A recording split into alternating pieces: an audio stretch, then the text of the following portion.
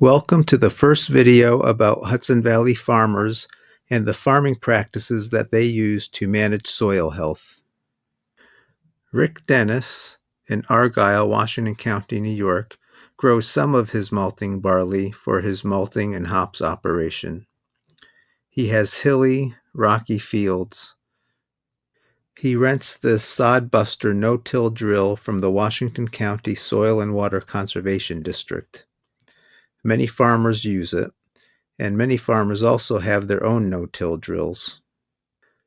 The double disc opener in the front slices through crop residue and seed from either the small seed box or the large grain box fall into the furrow, and then the press wheel in the back firms soil around the seed, and it also adjusts the depth of each row. The key to successfully no-tilling seed is to have good soil structure. You can see here where the soil is crumbly and granular, and it's important to have the proper soil moisture so that it crumbles and falls apart and doesn't smear together. Weed control is also very important in no-till planting. As we plant more and more no-till, it creates somewhat of a problem in that it shifts the weed population to perennial weeds, which are harder to control. Fields in Argyle are very hilly and rocky, so tillage is very difficult. If you do need to use a plow or chisel plow on a field, it also creates the problem of erosion if you get a heavy rain. To make no-till work, you need good soil fertility. You have to be sure the pH is appropriate at the surface as well as to the depth of 6 to 8 inches. You need good soil structure. The soil needs to be crumbly. It needs to be at the right moisture so that the discs can cut into the soil and that the closing wheels can press the soil and crumble it over the furrow and the seed.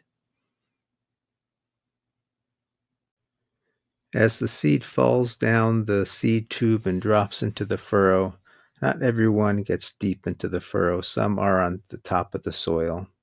We try to minimize this as much as possible. This field was planted to malting barley on April 12th. Last year it was a soybean field. It was very wet in the fall, so weed control and getting in a cover crop was difficult. So Dennis will have to come back and control the weeds that are coming up. On April 14th, it was a torrential rains that night. And so we're looking at this field now, and we can see that there's no erosion or very little erosion. We can't really detect it. There's a lot of water moving off of this field, and you can see it all collecting in the field down below that hedgerow. The water running down the field is clear. We have a lot of plant residue on the surface, which breaks the energy and impact of the rain.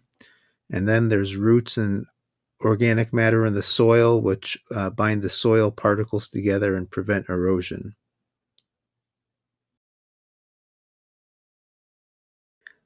Here's the barley about a month after planting. Where the field conditions were good, it came up very well. The plant residue on the surface is going to cool the soil and keep it from warming up quickly. That can be good or bad depending on the weather that you're getting and what the crop needs. No-till seeding is just one way that Hudson Valley farmers are improving soil health.